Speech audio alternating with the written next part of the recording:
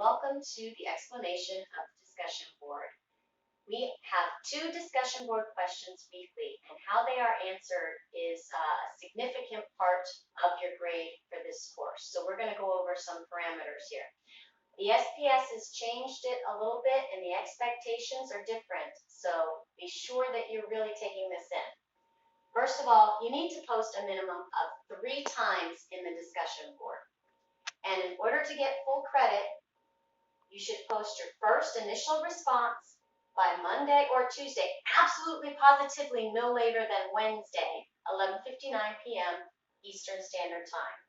That response needs to be accompanied by a scholarly source to support your answer.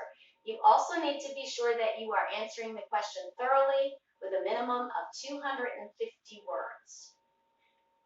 Then you should go in and do a minimum, that is your least amount required, of 2 responses to other classmates' posts by Thursday or Friday. It is highly recommended that you go back in over the weekend and see what people have posted to you, or see if there's a post that you want to comment on again, and make another post.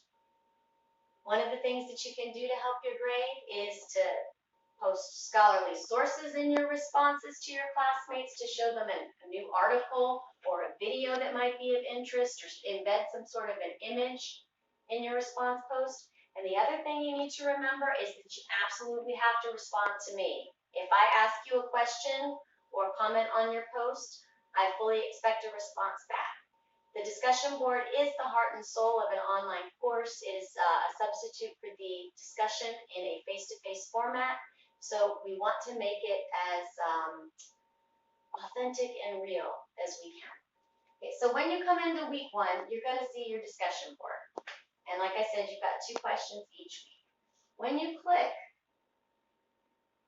you're going to see a question and your parameters. Things to keep in mind.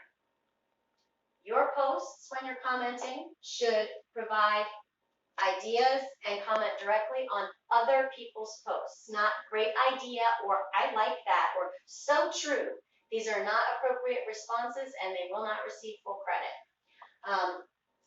You should actually ask your classmates questions to see if they will, or to encourage them to respond back to you.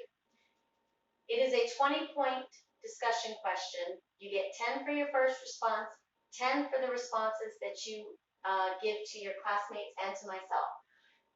The grading criteria is very clear. You have a rubric that you can click on and open. In order to get a full 20 points, you do not do the minimum. You do more than the minimum.